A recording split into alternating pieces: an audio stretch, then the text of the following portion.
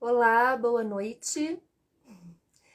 Bem-vindos e bem-vindas à nossa primeira live aqui no coletivo Juntas pelo TDL. É também a nossa primeira live do ano. Eu vou dar alguns minutinhos para que as pessoas entrem e também as nossas convidadas. Vou aguardar aqui que elas entrem e se manifestem. Tô vendo aqui duplamente excepcional, a Cristina, Karine, Robianca, Fono, tem uma galera já entrando. Ó, uma das convidadas já fez aqui a solicitação. Vou aguardar a outra convidada também. Senão eu já chamo, pelo menos para a gente ir se apresentando. Tem uma galera bacana entrando. TDL na prática.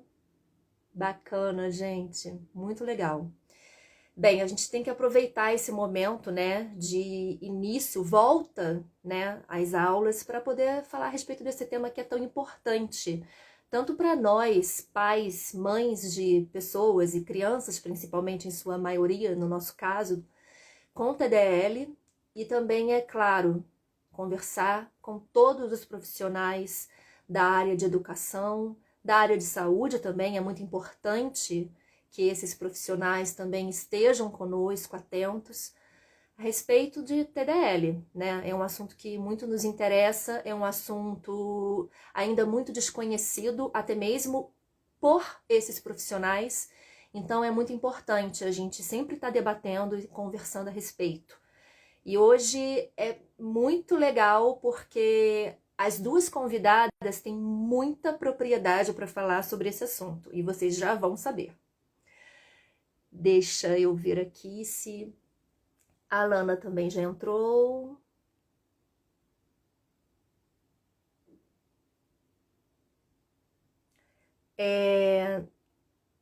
Alana e Tatiana são as nossas convidadas. Eu vou chamar aqui então. Espera aí que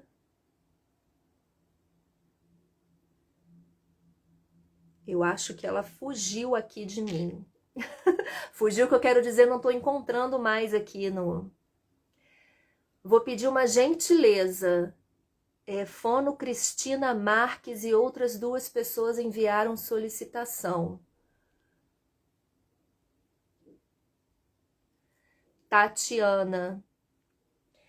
Bem, eu vou chamar a Tatiana porque eu sei que ela é uma das nossas convidadas que está na programação. A Luciana e a Cristiana, perdão, não poderei chamá-las nesse momento, tá? Mas a Alana, por favor, se manifeste se você for uma. Ah, não, a Alana acabou de entrar, então vou chamar aqui as duas, gente. Só um minutinho. A Tati vai entrar. Cadê?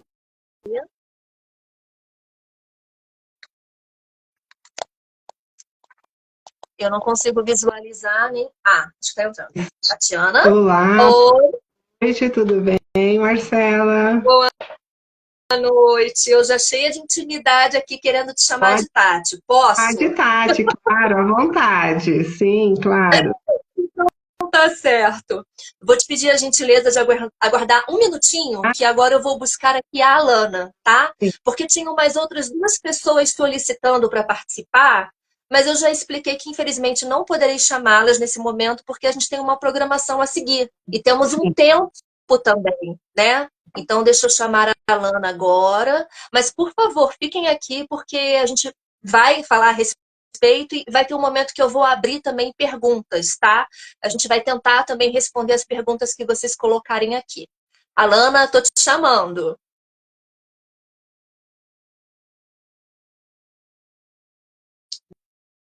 Bem, vou aguardar a Alana entrar para que nós três possamos nos apresentar formalmente. Oi, Alana, boa noite. Boa noite, Tati, boa noite, Marcela, boa noite, pessoal. Boa noite.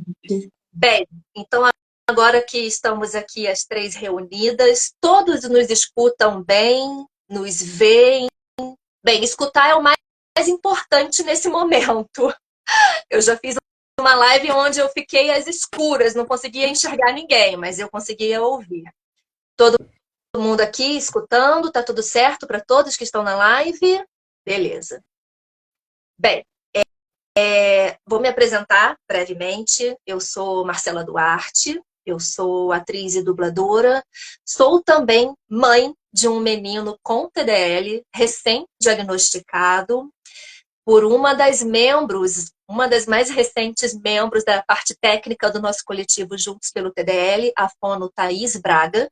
E, claro, também sou uma membro do coletivo Juntos pelo TDL. E hoje eu estou conversando com duas convidadas do coletivo, que eu não vou falar muito não, eu vou deixar que elas se apresentem para vocês entenderem o porquê também que eu disse que elas têm muita propriedade para a gente conversar a respeito desse assunto. Quem quer se apresentar primeiro? A Lana ou Tatiana? Pode ser, então, de repente, a Tatiana, que entrou primeiro? Tatiana não, a Tatiana só fez assim. Pode ser, Tatiana? Em Claro, ordem de primeiro? Então, claro, pode sim. Então quando... vamos lá, eu sou a Tatiana, sou pedagoga, sou licenciada em letras há 22 anos, atuando aí na educação de crianças e adolescentes. Então tenho uma longa jornada aí na educação. Sou mãe do Henrique e do Gabriel. O Gabriel tem 5 anos, foi diagnosticado também recentemente com TDL. E aí faço parte aí do membro do coletivo e venho aí para ajudar nessa visibilidade aí, né, tão importante do TDL. Muito obrigada. Alana, por favor, Bom, você? meu nome é Alana, eu tenho 33 anos e sou mãe do Luca, que tem 4 anos. Sou pedagoga, atuo na área da educação há mais de 10 anos e logo no início, quando a gente percebeu alguns sinais assim, né, de que o desenvolvimento do Luca não estava de acordo aí com os marcos do desenvolvimento, eu comecei a me debruçar mais sobre os estudos em neurociência e acabei indo fazer uma pós-graduação que me ajudou muito também, tanto na minha atuação quanto na minha maternidade. E atualmente também faço parte do coletivo, me sinto muito acolhida e espero contribuir aí com todos nesse momento. Claro. É muito normal que a gente acabe indo estudar também, né, a respeito do assunto. Primeiro, a gente se sente um pouco assim perdida, lendo tudo e qualquer coisa a respeito do desenvolvimento, algo que você falou, destacou que é muito importante, os marcos do desenvolvimento, né? E no caso de vocês, vocês já têm uma formação em pedagogia, então vocês já têm um olhar diferente para toda e qualquer criança. Mas eu, por exemplo, no meu caso, apesar de também ser da área de humanas, eu realmente me senti muito perdida. Ele é o meu único filho, eu era mãe de primeira viagem, então, em cima disso também, eu aproveito para fazer a primeira pergunta. O que vocês já sabiam a respeito de TDL antes do diagnóstico? Ou vocês só descobriram o diagnóstico, perdão, o TDL, o que é TDL, no momento do diagnóstico? Também, quem Pode quiser falar. primeiro. Vocês se incomodam se a gente manter essa ordem? Não tem De problema. repente, Não, pode ser. pode ser. Uhum. Ou a Lana também, se de repente quiser, é só levantar o dedo, porque acho que tem um pequeno delay no áudio. Tá. Então, se a gente se atropelar, é por conta disso, porque eu tô vendo que tem um pequeno atraso. Então, Por favor, Tati. vamos lá. Antes do diagnóstico, eu nunca tinha ouvido falar sobre o TDL. Eu conhecia muito sobre a dislexia, a disgrafia, a descalculia, mas TDL eu nunca tinha ouvido falar. E aí, após o diagnóstico, foi o que você falou, eu iniciei um curso de psicopedagogia e aí sim eu ouvi falar a respeito. Já tinha feito um curso de extensão em educação especial, mas mesmo nesse de extensão eu não tinha ouvido falar de TDL, tinha ouvido falar em educação especial de um modo geral. Só na psicopedagogia, após o diagnóstico que eu fui buscar, que eu fui conhecer. Certo. Por favor, Alana. O meu caminhar foi muito parecido também com o da Tati. Quando a gente estava desconfiado, né, de que alguma coisa não estava, né, caminhando bem, a gente levou o Luca para para uma avaliação. E nesse decor do tempo, fui me aprofundar em alguns cursos de extensão. Como a Tati falou, nos cursos eu não havia conhecido o TDL, né? Eu fui descobrir o TDL na pós-graduação, muito próximo do Luca ter a hipótese diagnóstica dele levantada. Então, foi assim, como se um quebra... Perdão, na sua pós foi em... Psicopedagogia também. As duas fizeram psicopedagogia, né? Então, só em psicopedagogia que vocês escutaram a respeito de TDL, as duas. Exatamente, exatamente. E aí foi a partir daí que que eu fui buscar outros cursos para me aprofundar a respeito do TDL. Uhum. E se vocês me permitirem, porque enquanto a gente vai conversando, tanto como uma ouvinte e como também uma ouvinte que vive um pouco do que vocês vivem, vão surgindo perguntas que eu fico imaginando que para as pessoas que estão me escutando, e essa live vai ficar salva, e para as pessoas que vão assistir depois, são perguntas cruciais, são dúvidas que a gente já teve um dia.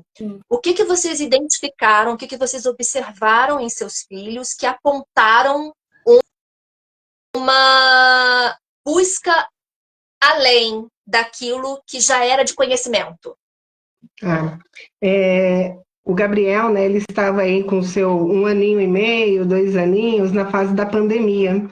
Então, houve ali um atraso no início do falar e, a princípio, a gente pensava, por conta da pandemia.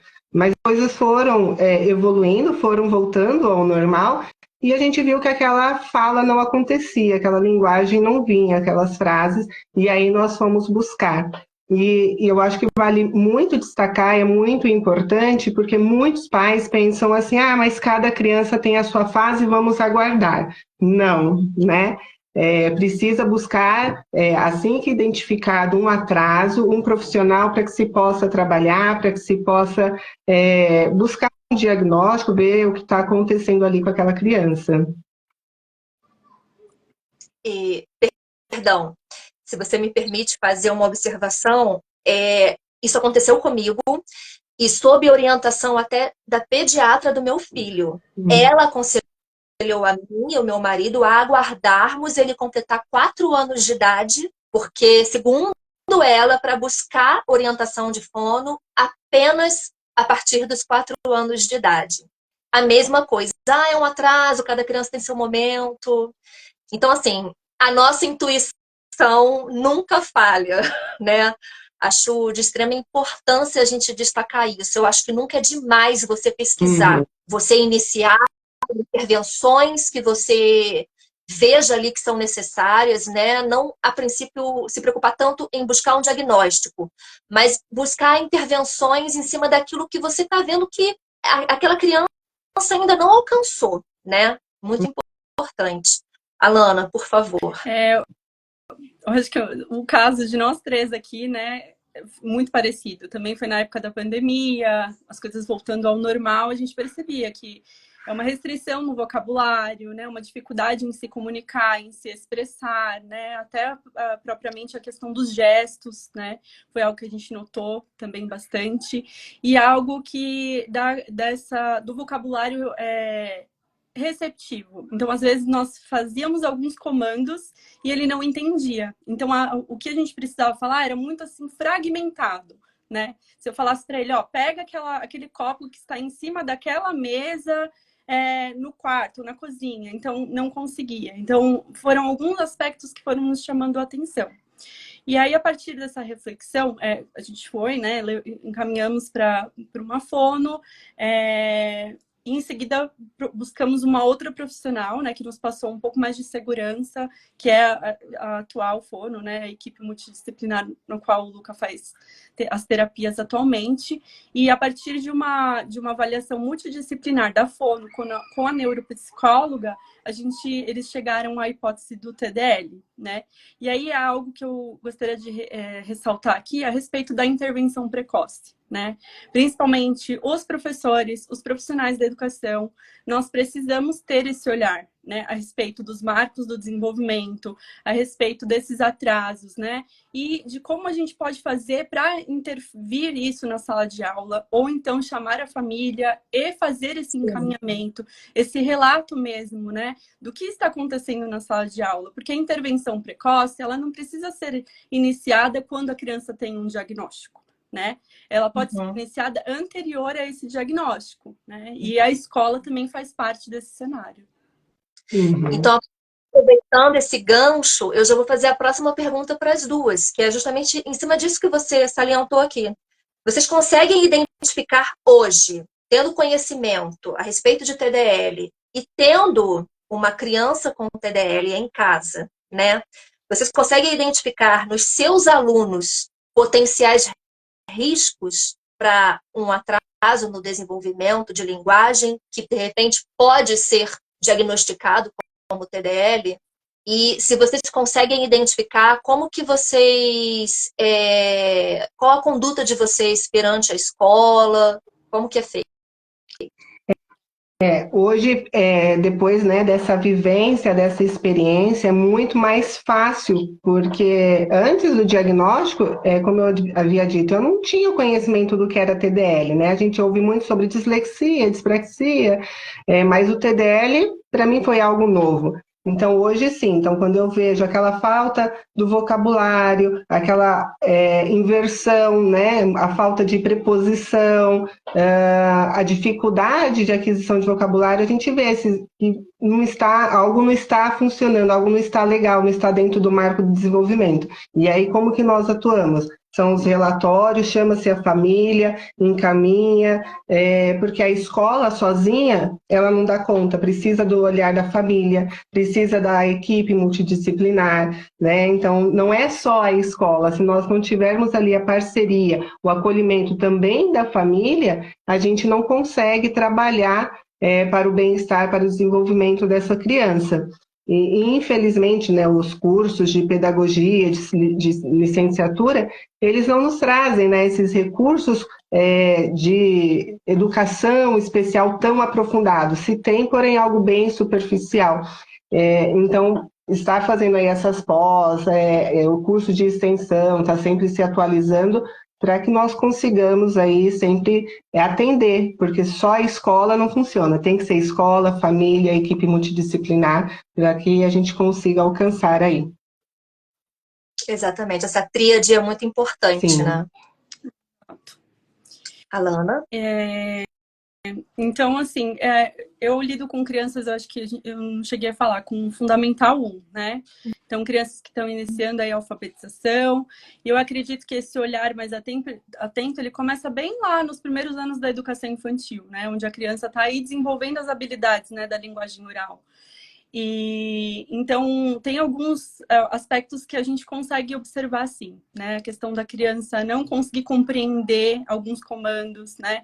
Até propriamente outros aspectos que interferem, que não é só apenas a linguagem. Então, às vezes a criança ela tem uma dificuldade de se comunicar, né, com os pares, com a professora, e isso atinge, por exemplo, a questão do emocional, né? Então a criança tem uma dificuldade de regulação emocional, que foi um dos aspectos que apareceu muito no Luca. Ele tinha muito essa questão da desregulação emocional e foi isso que nos levou, assim, a desconfiar de outros transtornos, porque até então o TDL era praticamente desconhecido para a gente, né? Então, eu acredito que o professor ele tem que avaliar não só a questão da linguagem, né? Não só. A linguagem, ela permeia tudo. Mas outras habilidades que fazem parte também daquela faixa etária, daquela idade que o professor está trabalhando, né? E isso não é só o professor em si, mas também a equipe gestora que está ali, né? Trabalhando com aquele professor, né? A Tatiana falou a respeito das formações, né? O quanto isso é importante. Então, as instituições de ensino, elas têm, sim, a obrigação de pensar nas suas formações, né? Principalmente com relação a essas questões do desenvolvimento infantil, os marcos do desenvolvimento, para o professor ter cada vez mais bagagem para fazer aquele olhar, né? Olhar além daquilo que ele está vendo. Então, é só a partir da formação que ele vai conseguir ter isso.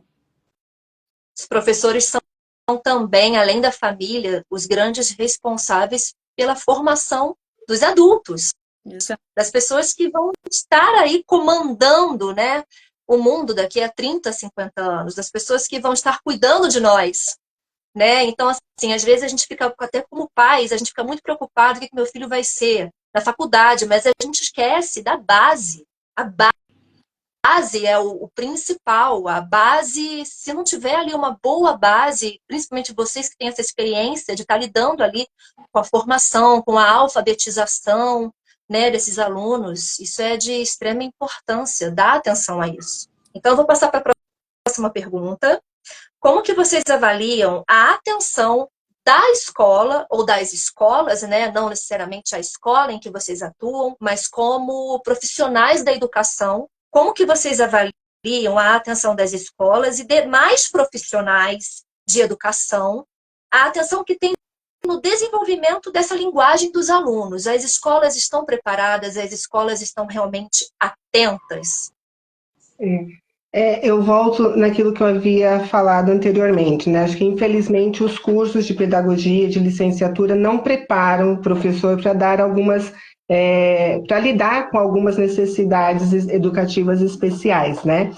As necessidades educativas especiais, elas aparecem ali no curso de especialização, de graduação, e, infelizmente, também faltam políticas públicas, né, para que os profissionais da saúde, como os fonoaudiólogos, eles atuem mais efetivamente dentro das escolas, né? Então, acho que se nós tivéssemos aí mais políticas públicas dando acesso dos profissionais da saúde, trabalharem juntamente com os profissionais da educação, isso aconteceria de uma maneira muito melhor. Então, as escolas, elas buscam dentro daquilo que os professores conhecem, mas eu acho que ainda falta uma parceria, educação e saúde, para que esse desenvolvimento em relação à linguagem, ele aconteça de uma forma mais efetiva.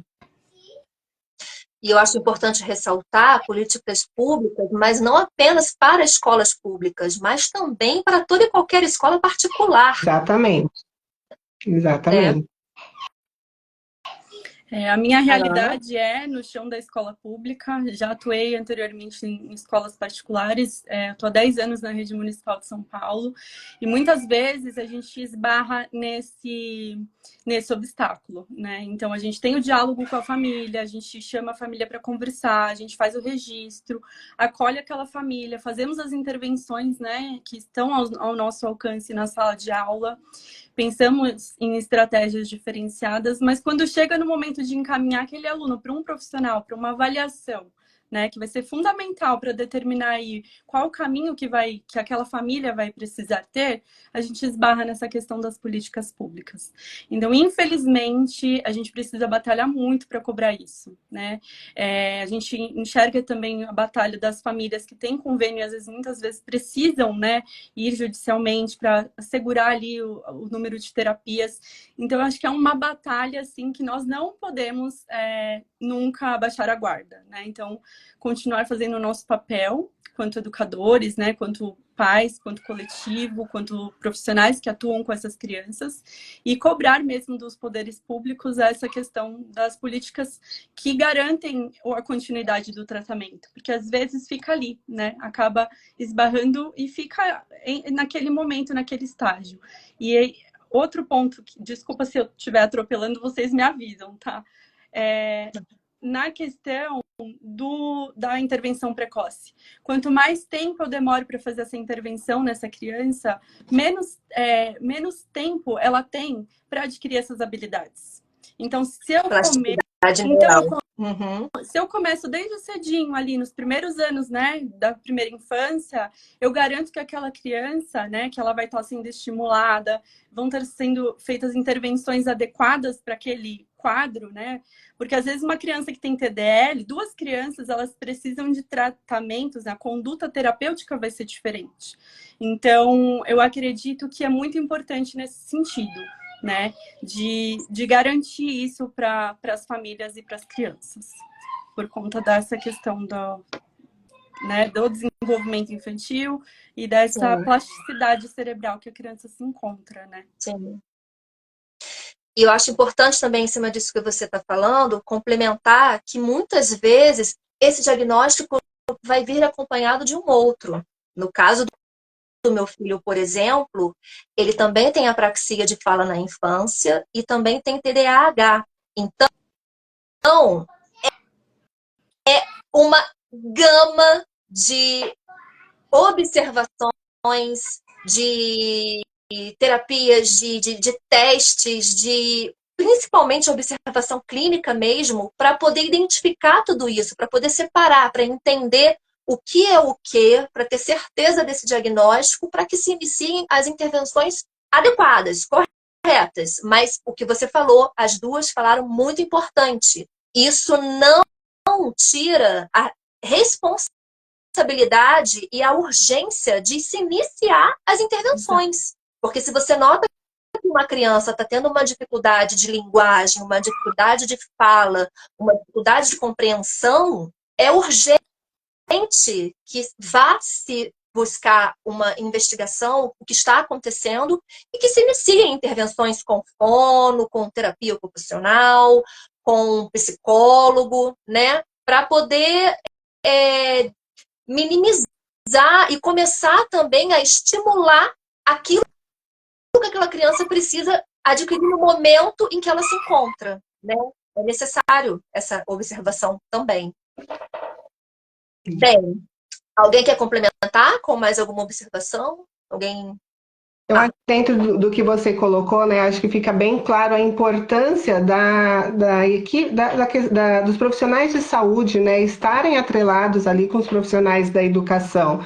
E se o profissional ali da educação ele não tem acesso ao que está acontecendo na questão da equipe multidisciplinar, o que está sendo feito, como que ele vai atuar? Né? Então essa parceria precisa acontecer e precisa ser urgente.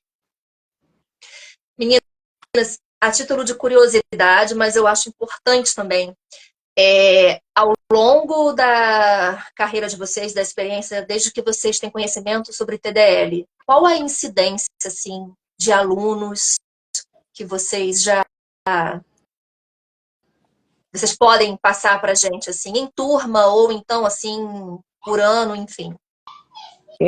Depois que eu tive o conhecimento, 2 alunos que já eram meus, eu passei a ter um olhar diferenciado. Eu falei, acho que aqui cabe uma indicação para o fonoaudiólogo fazer essa investigação de TDL. Então, eu tive aí, após a descoberta do Gabriel, mais 2 alunos aí.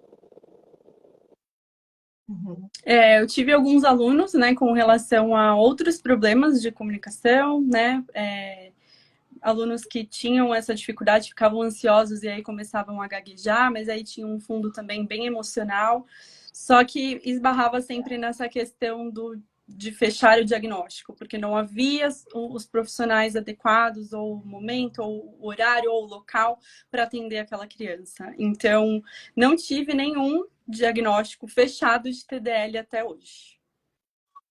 Por conta dessa dificuldade que muitas famílias encontram, né? Porque realmente não é um diagnóstico fácil e na grande maioria das vezes também acaba sendo um diagnóstico até custoso. Então, para as famílias que não têm como, que dependem do sistema público, que muitas vezes acaba sendo inexistente por conta da grande demanda e da falta mesmo de profissionais ali adequados para poder suprir toda essa gama de pessoas que têm essa necessidade e também das famílias que muitas vezes até têm condição, até tem ali um plano de saúde, mas o plano de saúde sempre está embarreirando a gente, né?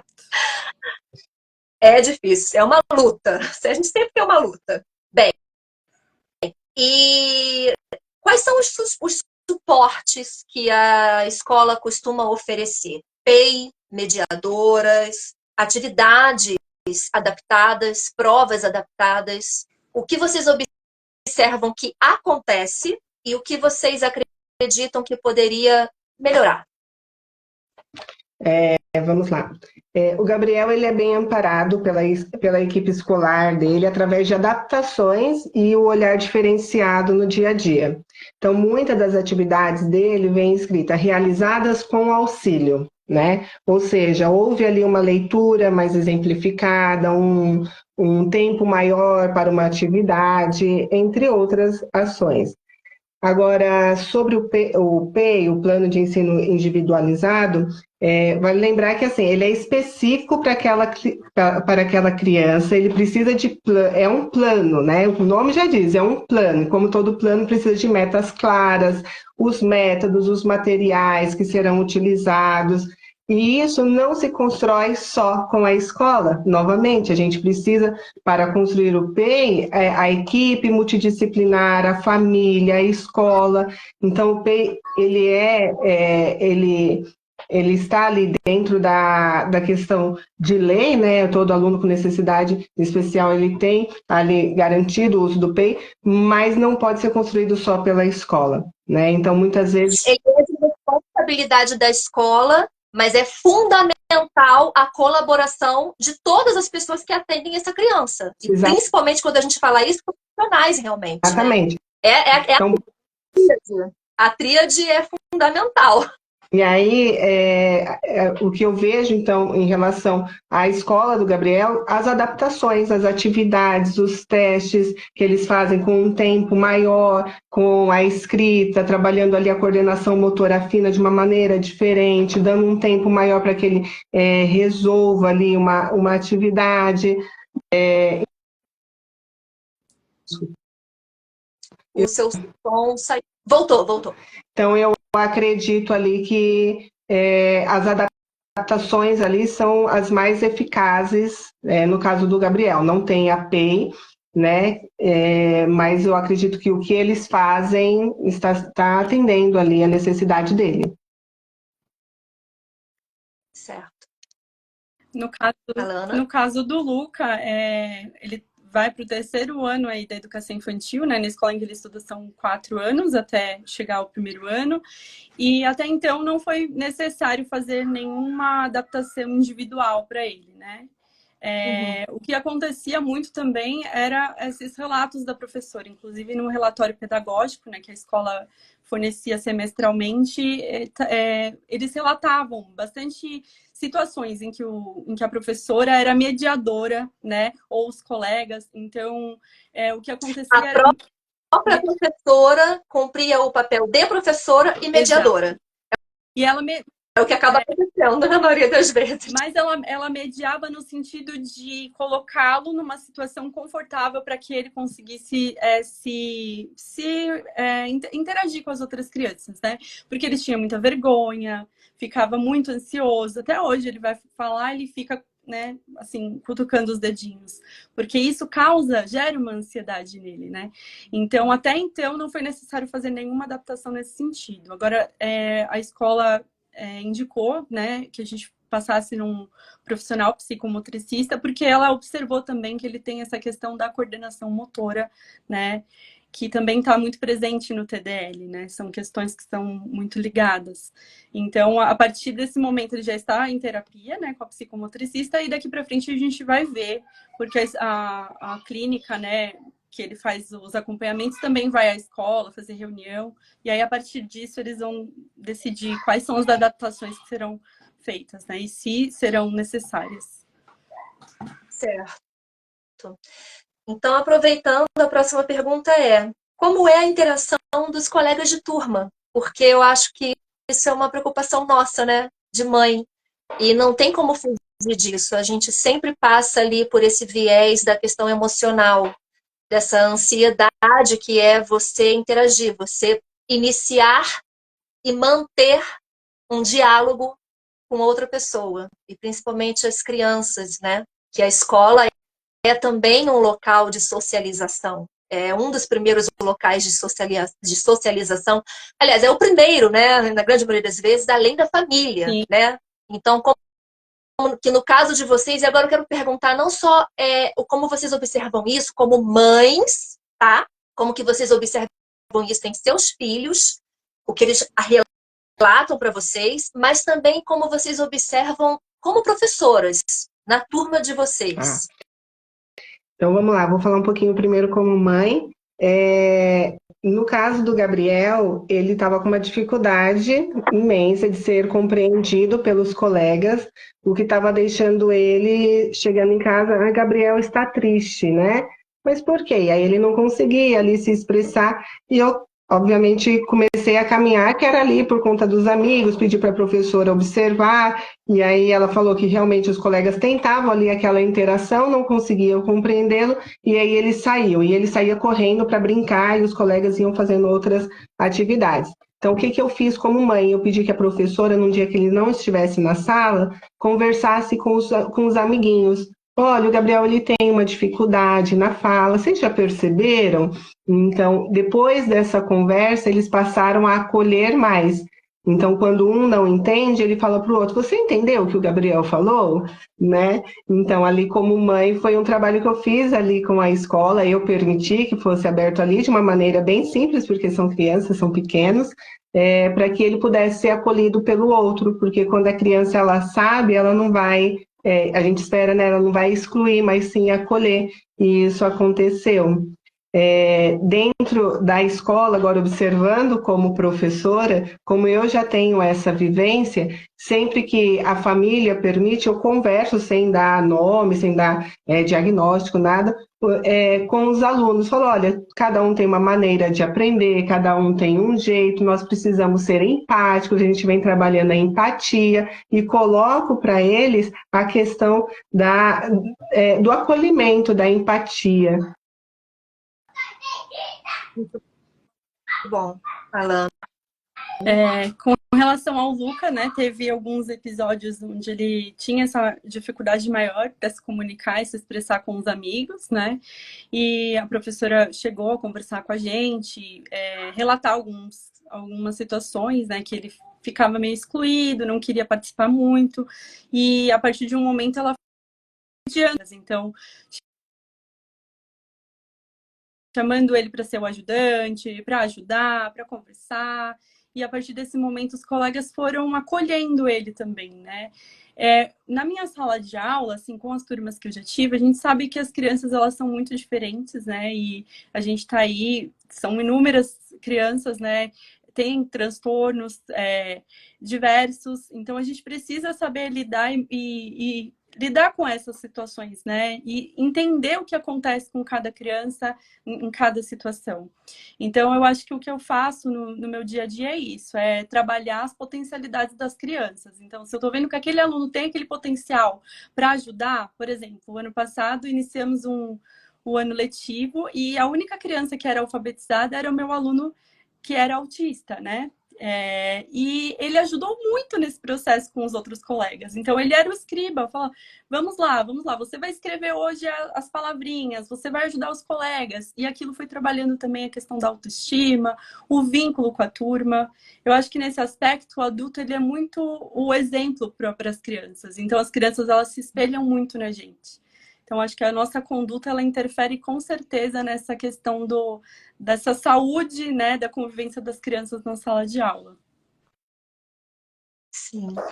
Então, aproveitando esse gancho, acho que a gente já falou um pouco, mesmo que em subtextos, né, de forma sobre, assim, a gente acabou falando um pouquinho a respeito de bullying mesmo, né? Infelizmente, é necessário falar a respeito.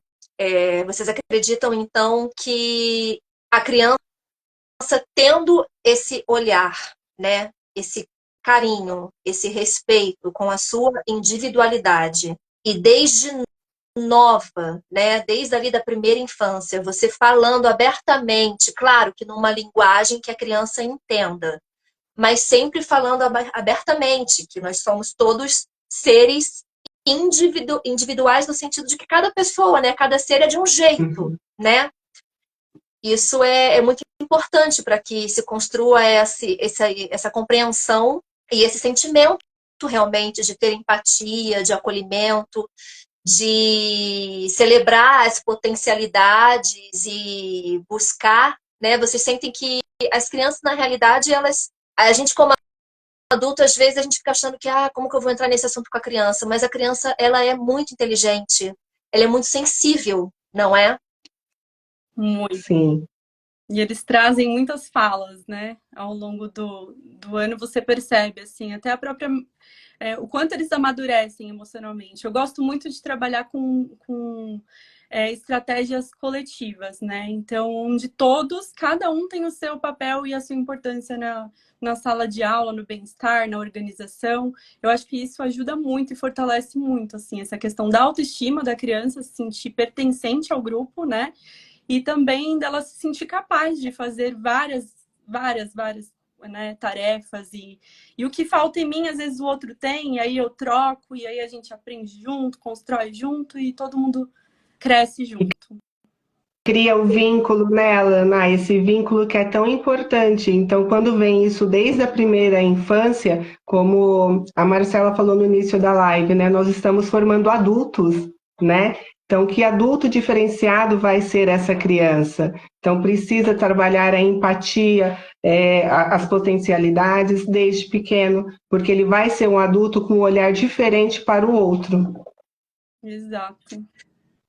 E eu acredito, agora algo bem pessoal aqui, escutando vocês, eu como mãe, muitas das vezes eu fico pensando, é até um resgate da nossa infância, né? Dos nossos valores, porque a criança é um ser inocente, é um ser pronto para ser moldado pelo mundo, né? Sim. Muitas das coisas que nós somos hoje é devido à nossa formação. E é claro, a formação da nossa família, mas também a formação na escola. A formação das relações que a gente cria ao longo da vida. Então, eu imagino que para vocês, como educadores, deve ser até algo muito emocionante, né? Deve ser muito tocante. Eu imagino que, às vezes, você deve resgatar até a criança que vocês foram um dia, né? Com certeza. Exatamente, exatamente. A Alana falou uma palavra que eu acho que é a palavra-chave para todos nós, e principalmente para as crianças, né? E em especial as crianças que têm uma condição que é uma dificuldade na linguagem, a dificuldade na interação, se sentir pertencente. Eu acho que é isso. Se sentir pertencente. Quem de nós não quer, né? Se sentir. As crianças também. Claro, são indivíduos, assim como nós, né? Também tem lugar de fala, também tem seus direitos e suas vontades, né? Com certeza. Bem, vou dar seguimento aqui. Se alguém quiser intervir, complementar com alguma coisa que acha importante, por favor, sinta-se à vontade, tá bom? O que vocês consideram necessário para a aprendizagem? Isso eu digo até não pensando em crianças atípicas, pensando em crianças atípicas, neurotípicas, enfim, de forma geral. O que vocês acham necessário para a aprendizagem? E qual a... Não, primeiro responda a respeito sobre isso, por favor. O que vocês acham necessário para a aprendizagem? Então, vamos lá. Eu coloco aqui sempre um processo, né, coletivo, onde a atividade ela tem que ser para o grupo, porque quando eu penso no coletivo, eu busco garantir o acesso para todos, né? Então, é claro que cada um tem a sua particularidade, mas se eu percebo, e até conversando ali com a Alana, né, a respeito ontem, eu até dei um exemplo, eu tenho o meu primeiro filho, ele tem seletividade, e a professora nunca foi aberta isso para a turma, ele não conseguia chegar perto de frutas, isso pequenininho lá na educação infantil. E aí a professora precisava fazer uma atividade com frutas, mas ela não podia, né, excluir ali. Então eu achei muito bacana e eu falei, ao trabalhar o coletivo, você tem um olhar para todos, porém respeitando a individualidade do outro. O que ela fez? Ela fez vários potinhos ali com várias frutas, ela tampou ali, ninguém via o que era. Primeiro nós vamos cheirar. Tem cheiro do quê? E vieram, né? Cheiro de manga, cheiro de maçã, cheiro de banana, e ele não chegava perto de uma fruta. No segundo momento, ela fez com que cada um colocasse a mão, mas eles não estavam vendo. Imagina, ele não tocava numa fruta.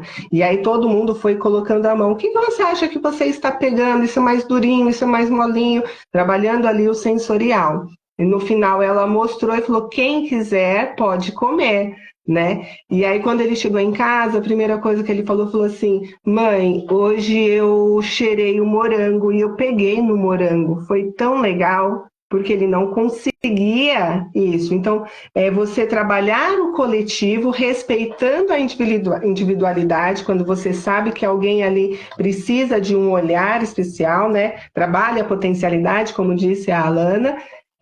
Então, assim, a aprendizagem ela tem que acontecer dentro do coletivo, mas respeitando ali a individualidade, fazendo com que ele participe junto com o grupo, não dando uma atividade para o grupo, aí para esse eu vou dar outra, né? Fazer com que todos participem. Esse é o meu olhar aí de aprendizagem. E de inclusão, né? Também. Também.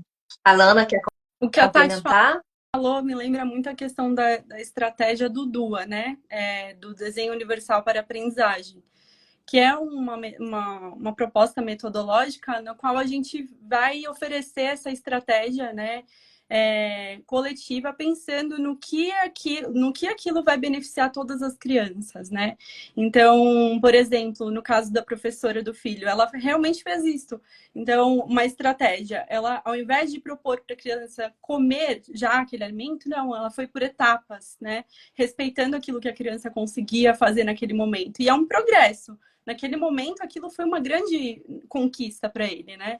Então, eu acredito nisso, nessa diversificação aí dos conteúdos, né?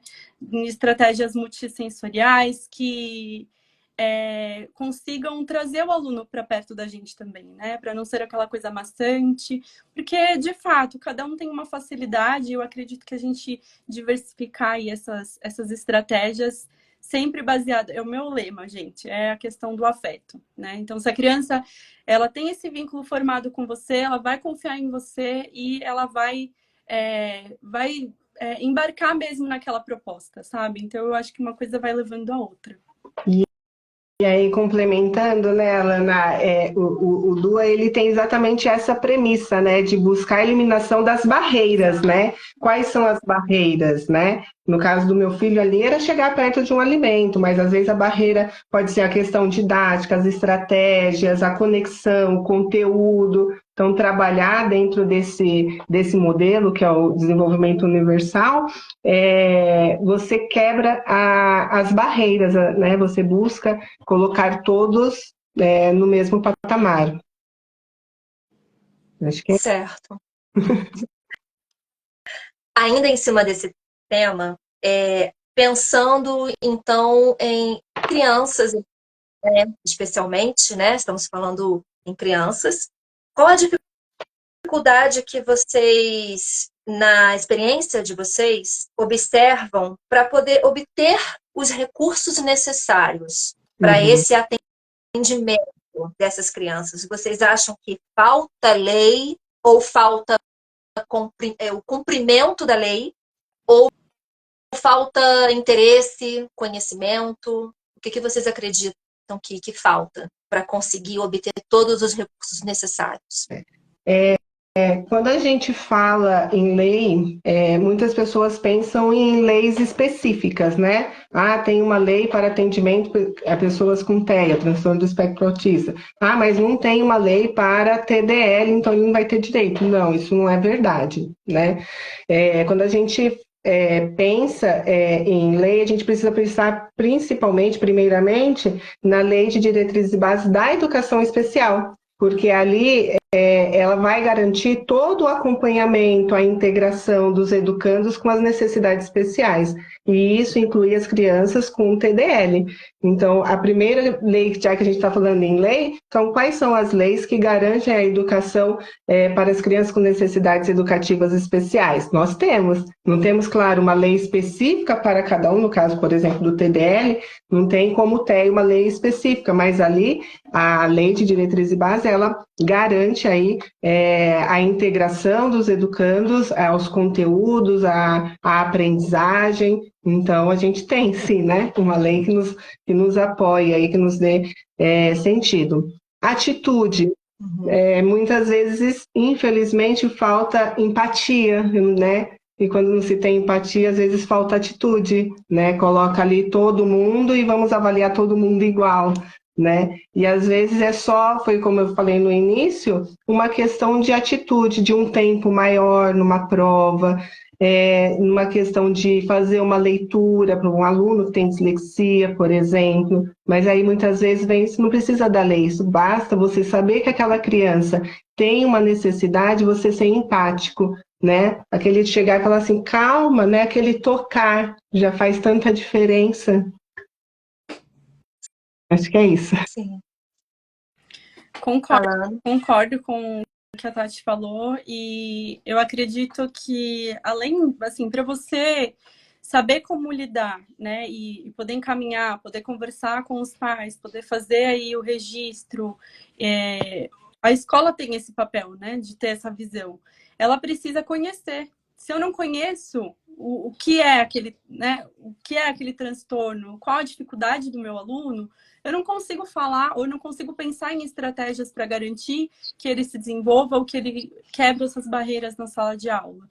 Então, eu acho que falta muito conhecimento, sim, tá?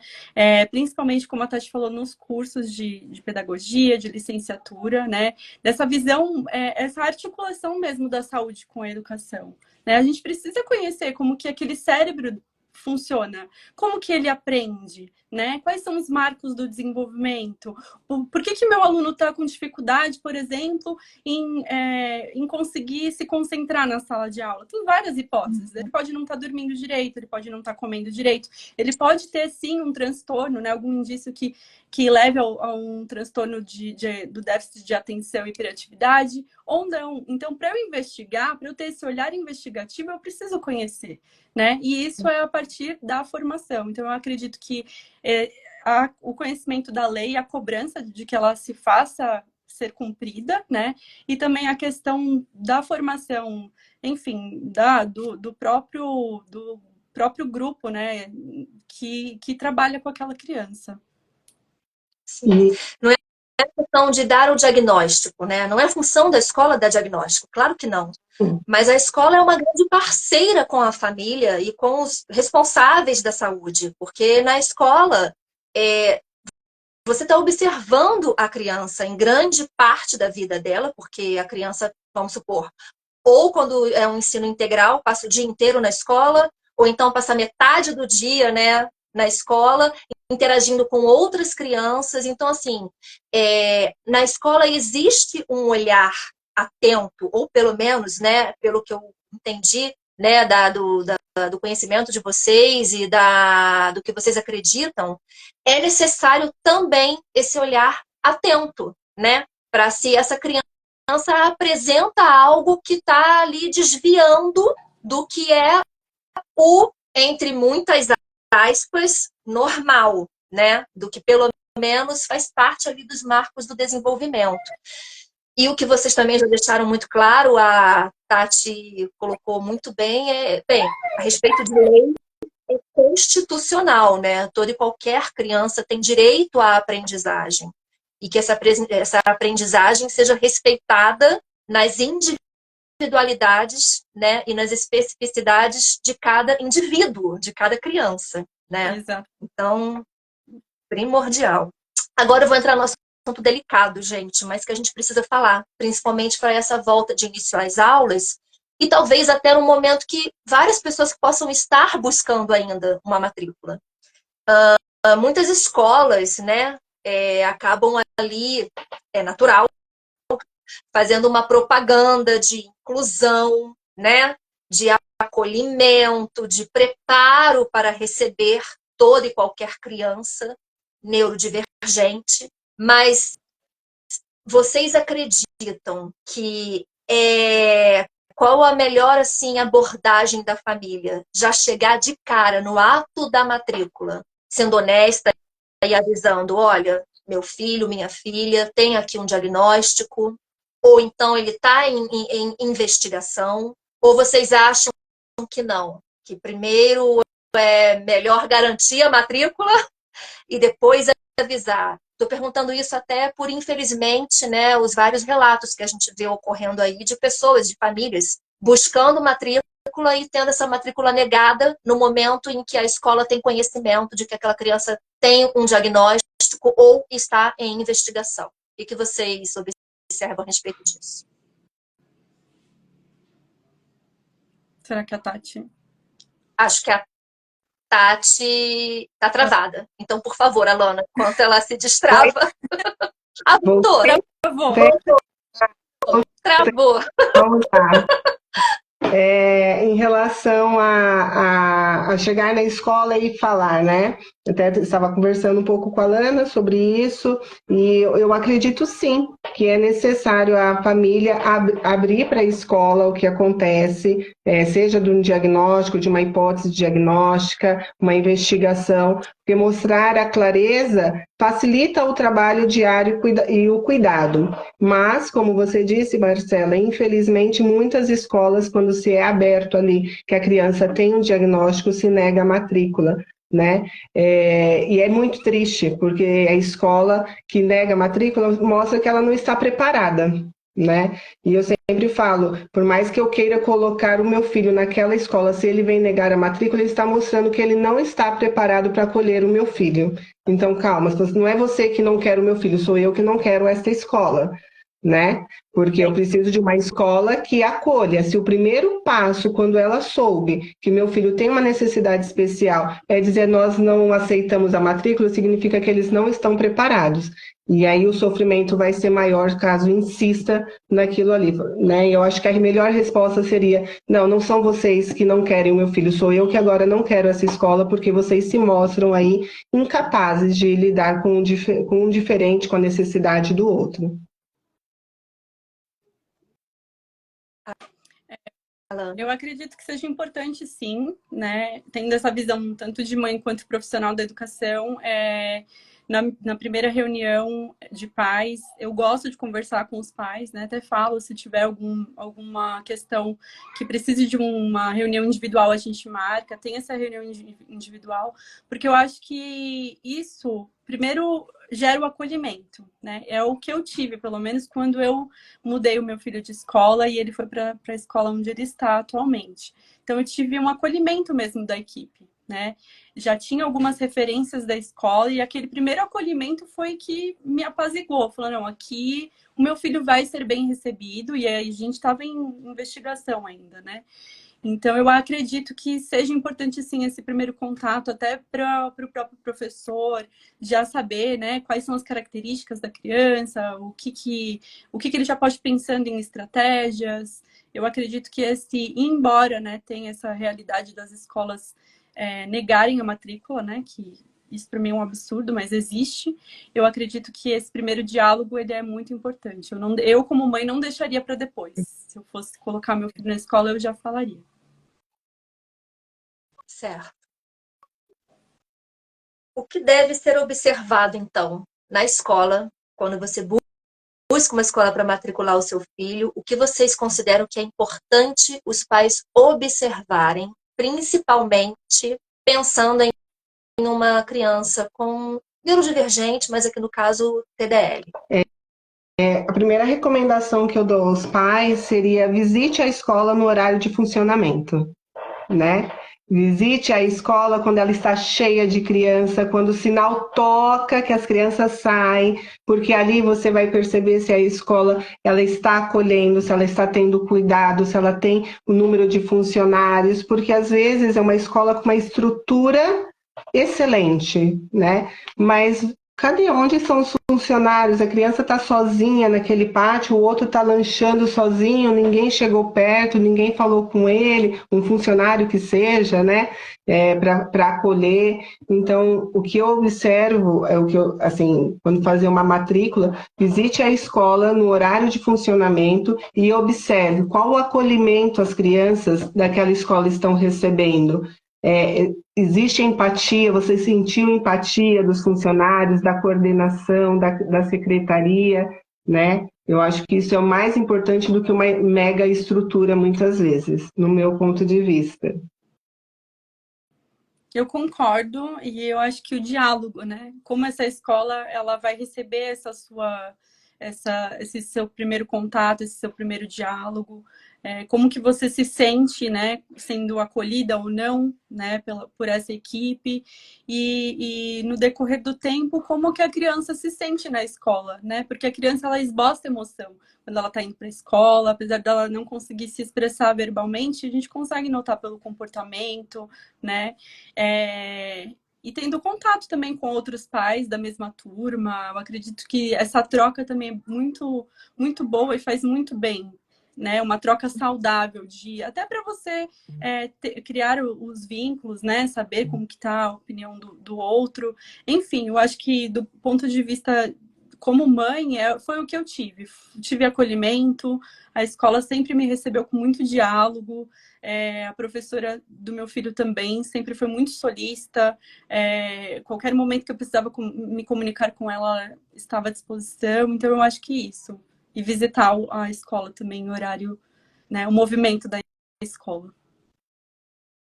Certo. Agora, complementando, pensando em crianças com TDL, crianças neurodivergentes, é importante, cabe uma conversa aberta e perguntar se a escola já acolhe outras crianças neurodivergentes, se a escola dispõe de mediadora, se a escola dispõe de material adaptado, se a escola dispõe do plano de ensino individualizado.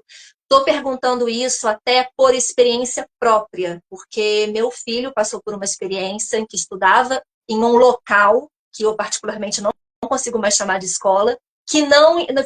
Fiquei 2 anos lutando pelo PEI dele. E hoje ele está em uma escola que entregou esse PEI. Então, eu estou falando isso até porque muitas das vezes cai também em cima daquilo que vocês falaram. Às vezes a escola não tem o real conhecimento, né? Não tem ali uma estrutura adequada para se formar ali, para fornecer o que é realmente necessário para essa criança, para aquele aluno, né? Claro que cai também na questão da empatia, da responsabilidade que a Tatiana colocou, mas muitas das vezes também cai até nessa questão da ignorância mesmo, e da ignorância no sentido não de uma ignorância por petulância, não, ignorância de não saber, de não buscar conhecimento, de não demonstrar o interesse. Então, vocês acham que cabe também esse diálogo honesto? Olha, vocês estão preparados? Vocês já têm conhecimento, vocês já têm experiência em receber crianças neurotípicas? Eu acredito que a relação escola e família deve ser a mais clara possível, sempre, né? Nunca se esperar o final de um bimestre para chegar a falar com a escola. Percebeu alguma coisa que não está ali de agrado, tem que chegar na escola, tem que falar, assim como a escola também percebeu algo que não está dentro do desenvolvimento adequado, chamar a família, não precisa esperar um final de bimestre. Então, a relação escola e família tem que ser a mais clara e precisa possível, né? Tanto para a família se sentir acolhida e também, né, quando os pais buscam a escola, para saber que a família está atenta ao trabalho daquela escola, né? E como você falou, né, muitas vezes fica ali esperando por 2 anos um material que a criança tem de direito e não acontece, mas muitas vezes é exatamente a falta do conhecimento, a falta de preparação. Então precisa estar bem atento, e eu acho que o diálogo, a clareza, estar ali trabalhando na transparência é o melhor caminho, sempre. Concordo, eu acredito que é fundamental, até para o próprio pai e mãe se sentir confiante, né, de que ele está colocando o filho numa escola onde ele confia. E eu acredito que mudanças, elas devem ser, né, de acordo com a realidade de cada um. Se você não confia na escola, ou se a escola não está indo de acordo com as suas expectativas, ou o que você acredita que seja o melhor para o seu filho, né, para sua criança, eu acredito que a mudança ela é necessária sim, né, como no seu caso. Então, é isso, é transparência, diálogo e mudança. Se não está de acordo, eu acho que cabe uma mudança, sim. Porque tem uma criança ali no meio, e principalmente uma criança que não tem tempo a perder. Exatamente. Perfeito, meninas, perfeito. A minha última pergunta seria essa: como deve ser a relação família e escola? Mas as duas já responderam. Perfeitas, estão afiadas. Bem, vocês gostariam de complementar com algo? Ou eu posso abrir aqui para as perguntas das pessoas que estão nos acompanhando na live? Quem tiver alguma pergunta, por favor, esse é o momento, tá? Podem colocar aqui embaixo nos comentários mesmo, porque eu sou nova em fazer lives, eu não sei mexer aqui. Não sei se tem uma caixa de pergunta, eu não sei acessar ela ainda, tô com medo de fazer besteira. Coloque aqui nos comentários mesmo, quem tiver alguma pergunta, por favor. Enquanto isso, por favor, Alana, Tatiana, vocês têm algo que queiram complementar, que acham importante? Eu vou colocar algo que eu comentei, né, com a Lana, a gente trocando ali algumas figurinhas, da importância da visibilidade do TDL, porque muitas crianças estão sendo diagnosticadas com TEA por falta dessa visibilidade, porque as características são próximas, não são iguais, mas são próximas, né? Então, existe ali uma falta de coordenação motora, porque a linguagem está relacionada ali no cérebro com a coordenação motora, existe ali uma questão sensorial, existe ali uma questão de agitação, porque eu não consigo me expressar. Então, é necessário que nós tenhamos aí uma visibilidade, que o TDL ganhe mais espaço cada vez mais, para que as pessoas não trabalhem com diagnósticos aí errados, levando, né, para o caminho só do TEA. Sim, muito importante. Realmente, sempre acaba esbarrando, né? Sim. Também foi o caso do meu filho. Ele ficou ali por anos numa hipótese diagnóstica de TEA, nível de suporte 1. Até Exatamente. descobrir que nunca foi TEA, sempre foi TDL. Eu passei pelo mesmo, né? E as aflições vêm, a família sofre, né? Então, é isso, ficar bem atento aí. Certo. Alana, você gostaria de complementar com algo? Senão tem uma pergunta aqui muito bacana. Não, eu só queria mesmo agradecer o espaço e o acolhimento do coletivo. Eu acho que a gente está no caminho certo e cada vez mais levar essa visibilidade do TDL. Sim, muito importante. Vou fazer a pergunta da Rita Canedo. Rita Canedo. Muito legal a pergunta dela, hein?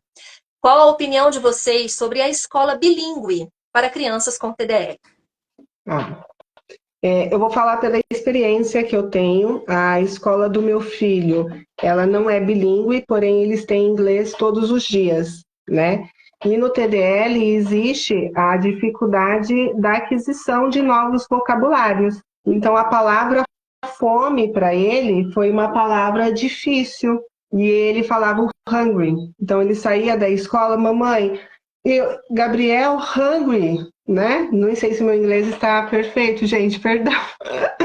E ele saía ali da escola e não falava fome. Então, assim, é possível a criança aprender um vocabulário, né? Na minha visão, na minha experiência, de um novo idioma, né? Tendo essa vivência natural, porque a partir do momento que ele tem ali o inglês todos os dias, através de atividades lúdicas, do cantar, então muitas coisinhas que ele não consegue se expressar em português, ele fala em inglês, ele fala alguma coisa, ele está assistindo e fala, oh my God, né? Então são frases que ele está criando ali por uma naturalidade, porque ele está convivendo com isso. Perfeito.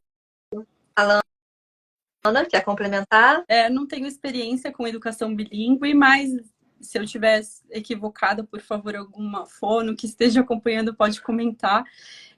Mas eu acredito que seja algo positivo, porque na primeira infância é onde há essa neuroplasticidade, então a criança tem uma facilidade maior para aprender, né?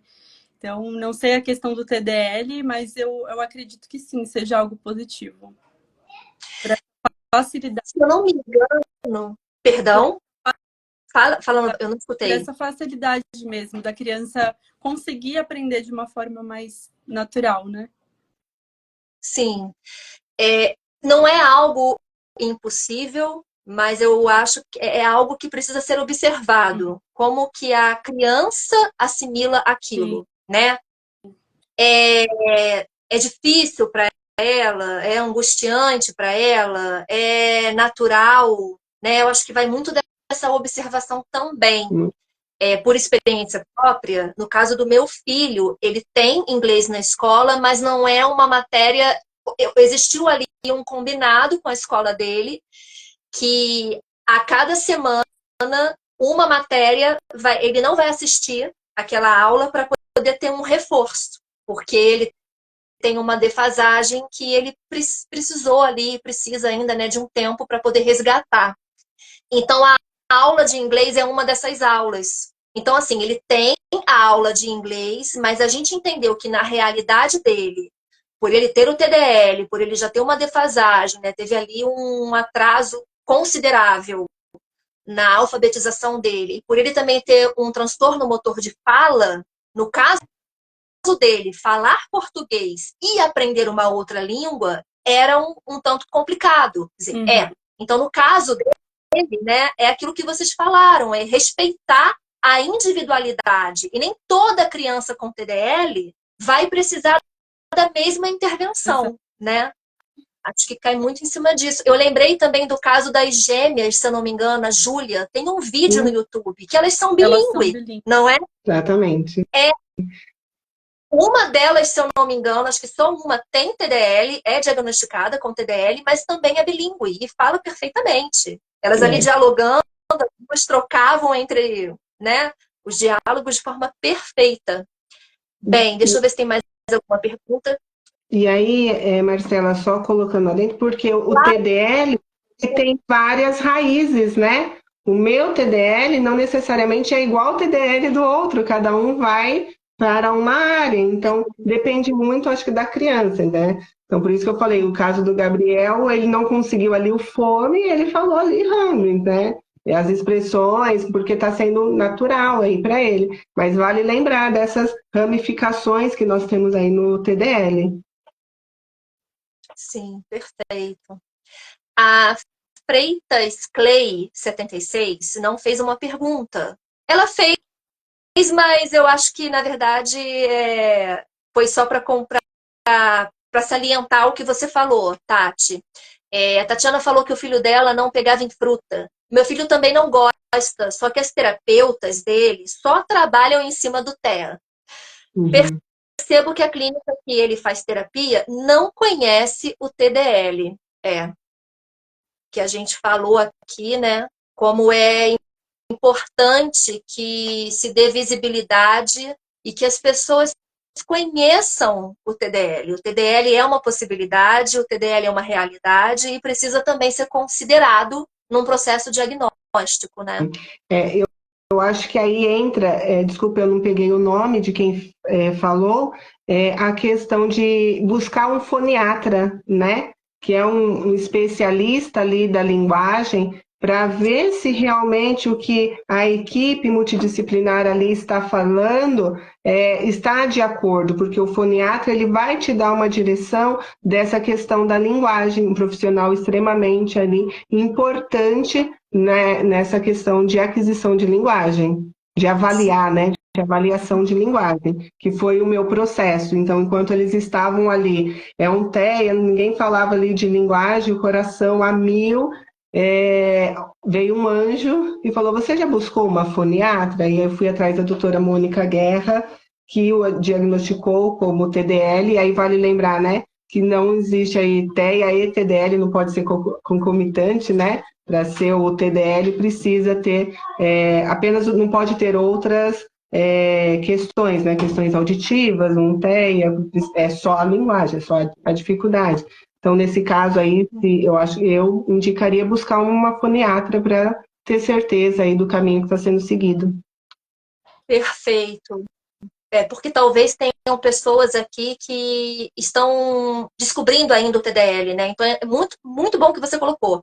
É importante a gente ressaltar aqui que o diagnóstico de TDL tem que ser feito por uma foniatra, um especialista em foniatria, ou também um profissional em fonoaudiologia com especialização em linguagem. Linguagem. Não é qualquer profissional de fonoaudiologia que vai poder fechar o diagnóstico de TDL. Precisa ter uma especialização em um conhecimento em linguagem. E também é importante salientar que quem dá o diagnóstico é esse profissional. Não é o psicólogo, não é neuropediatra, não é o terapeuta ocupacional, é um profissional em fonoaudiologia com especialização em linguagem. Por isso a importância, né? Tatiana falou que... já falei. A Marlene está agradecendo por esse momento, ele é muito importante. Tem um filho com TDA e descalculia. Hoje ele tem 16 anos e foi muito difícil nesses anos todos procurar um diagnóstico. A gente sabe que aquilo que a gente falou durante a live, né, inteira, a questão da escola, né, é só uma dificuldade ou é um transtorno?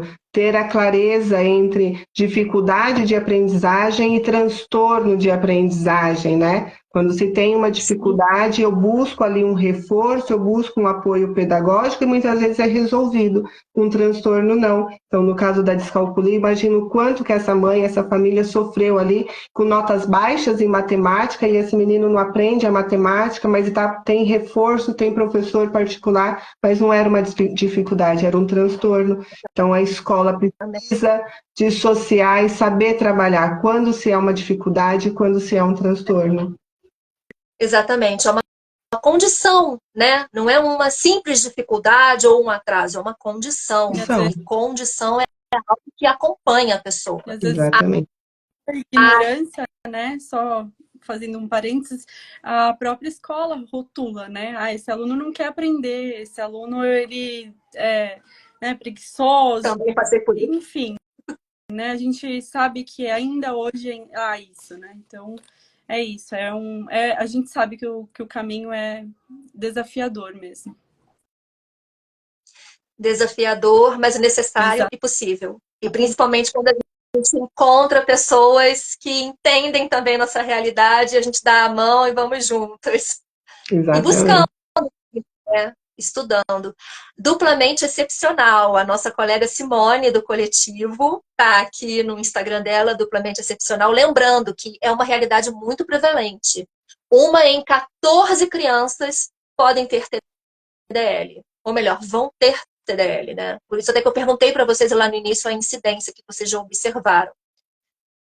Arara mágica.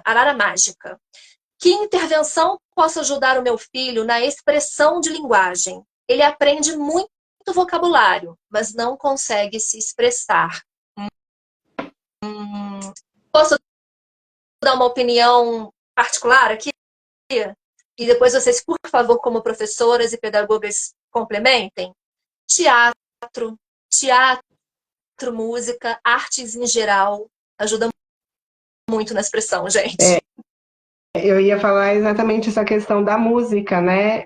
O Gabriel, ele faz musicoterapia e ele é apaixonado por música. Então, assim, muitas vezes ele não consegue a formulação da frase, mas ele tem o ritmo musical lá da Dona Aranha, por exemplo, e ali ele vai construindo essa linguagem. Então, a musicoterapia aí trabalha essa expressão, essa construção de linguagem. Seria esse aí o caminho, né? A arte, a musicoterapia, o desenho, seria isso.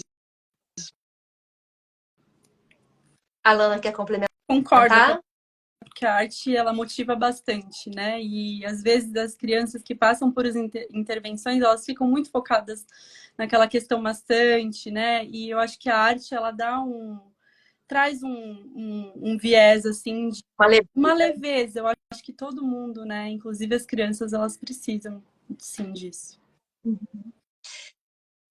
E a duplamente excepcional, / Simone, também está complementando aqui, Arara Mágica, colocou para você, intervenção fonoaudiológica de linguagem. É muito importante para toda criança que tenha ali uma questão com linguagem, precisa dessa intervenção. É importante, né, Marcela, uma coisa que eu não conhecia antes do TDL, né, quando falava em fonoaudiologia, para mim fono era fono, não. No caso do TDL, precisa ser um fono, uma fono que trabalhe a questão da linguagem, né? Então, não adianta, eu vou levar o meu filho na fono, não, mas ele precisa ter uma fono que trabalhe a questão da linguagem, isso é muito importante.